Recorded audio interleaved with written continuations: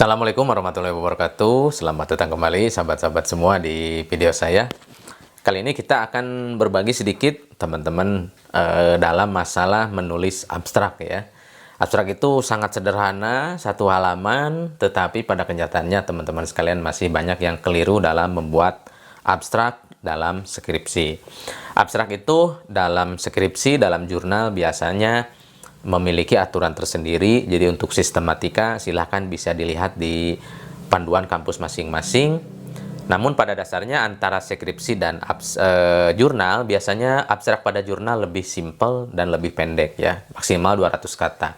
Nah, kalau skripsi biasanya ditulis dengan huruf 12 dan itu harus hanya satu halaman dengan single space atau satu spasi.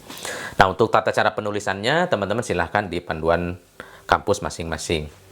Oke, jadi pada video ini saya akan mencoba memberikan perspektif kepada teman-teman bagaimana membuat abstrak yang sederhana tetapi komprehensif dan itu ada di posisi bagian awal skripsi.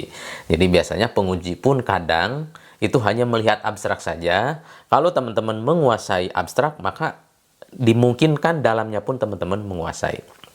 Oke, dalam abstrak biasanya teman-teman ada 5 bagian atau 4 bagian. Yang pertama, pada abstrak biasanya ada nama mahasiswa, kemudian ada tulisan abstrak, kemudian ada judul dan kadang dicantumkan nama prodinya. Yang berikutnya, paragraf pertama dalam abstrak ya, itu sistem penulisannya ada yang per paragraf, ada yang digabung. Oke, tidak masalah, itu silahkan lihat panduannya. Tetapi bagian pertama pada abstrak itu isinya adalah berupa latar belakang. Nah, di latar belakang ini teman-teman sekalian jangan terlalu ribet.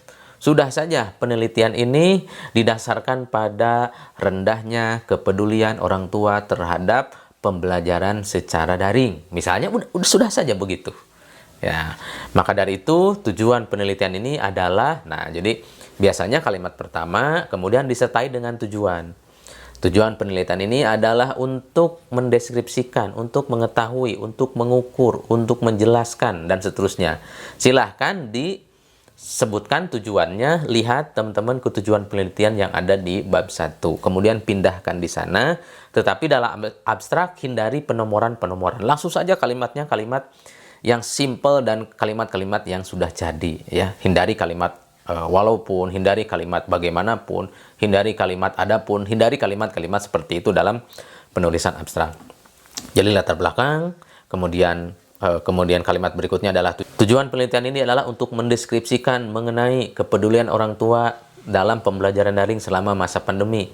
Nah, itu jadi si rumusan atau pertanyaan penelitian yang ada di bab 1 itu diringkas di situ. Jadi nggak usah pakai nomor-nomor lagi ya gitu. Itu bagian kedua.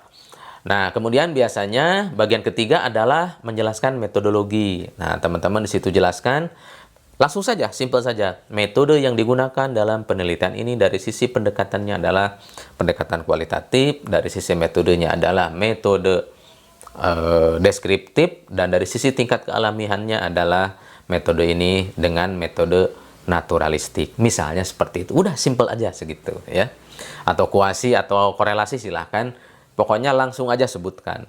Kemudian pada bagian ini biasanya diminta menuliskan teknik pengumpulan data. Sebutkan saja, teknik pengumpulan data penelitian ini adalah dengan teknik wawancara, observasi, dan dokumentasi. Kemudian sumber data penelitian ini adalah misalnya orang tua, wali murid, atau orang tua siswa pada SMA Anu di Kabupaten Anu. Sudah saja, simple aja segitu dengan jumlah sekian orang kalau kita menggunakan jumlah. Kemudian dirinci di situ jumlahnya berapa, orang tua berapa, guru berapa, misalnya, dan seterusnya. Kemudian bagian berikutnya adalah menyebutkan teknik analisis data. Langsung saja, singkat saja. Teknik analisis data yang digunakan dalam penelitian ini adalah dengan reduksi data, display data, dan verifikasi. Titik. Udah aja segitu. Itu berarti sudah 3 bagian atau 3 paragraf ya. Kemudian paragraf keempat atau bagian keempat adalah menjelaskan hasil penelitian. Hasil penelitian ini teman-teman tinggal lihat kesimpulan. Jadi kesimpulan diperpendek menjadi hanya 1 paragraf dalam sebuah abstrak. Jadi misalnya kalau rumusan atau simpulannya ada 3, nah maka di paragraf di bagian abstrak itu cukup ditulis hasil penelitian menunjukkan bahwa orang tua berperan aktif dalam pembelajaran secara daring. Hal ini terbukti dengan Nah, ingat teman-teman, abstrak bukan rangkuman dalam hal hasil penelitiannya, tapi harus menjawab pertanyaan penelitian. Jika pertanyaan penelitiannya, bagaimana kepedulian orang tua dalam pembelajaran daring selama masa pandemi, maka langsung aja teman-teman jawabannya. Kepedulian orang tua dalam pembelajaran daring selama masa pandemi adalah kepeduliannya rendah, atau kepedulian orang tua belum maksimal. Langsung saja jawabannya jawaban yang sudah jadi. Karena di tujuan atau di simpulan itu ada 3, maka tidak perlu lagi pakai nomor teman-teman. Langsung saja titik. Kemudian simpulan kedua apa? Simpulan ketiga apa? Diperpendek dalam bagian hasil penelitian. Kemudian jika ada penyebutan nama lembaga, satu saja di atas teman-teman. Jadi di bawah tidak usah lagi diulang di kabupaten anu, kecamatan anu, provinsi anu, nggak usah.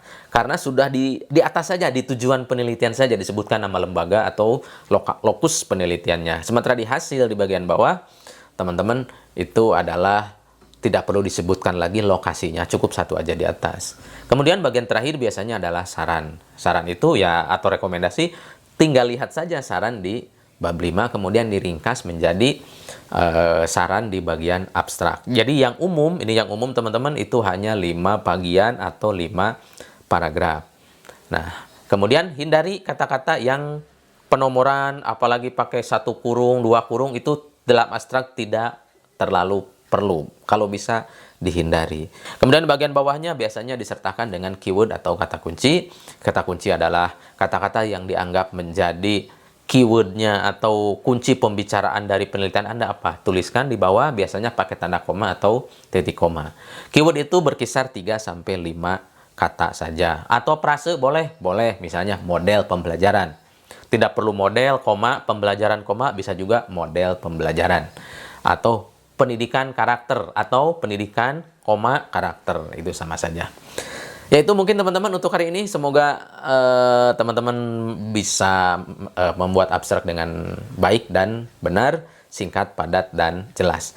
Perlu diperhatikan, kadang dosen menguji hanya abstraknya saja. Kalau Anda menguasai abstrak dalam ujian, maka dosen menganggap bahwa Anda pun menguasai isi dari penelitian tersebut secara keseluruhan. Terima kasih teman-teman yang sudah menonton. Jangan lupa like dan subscribe bagi yang belum. Assalamualaikum warahmatullahi wabarakatuh.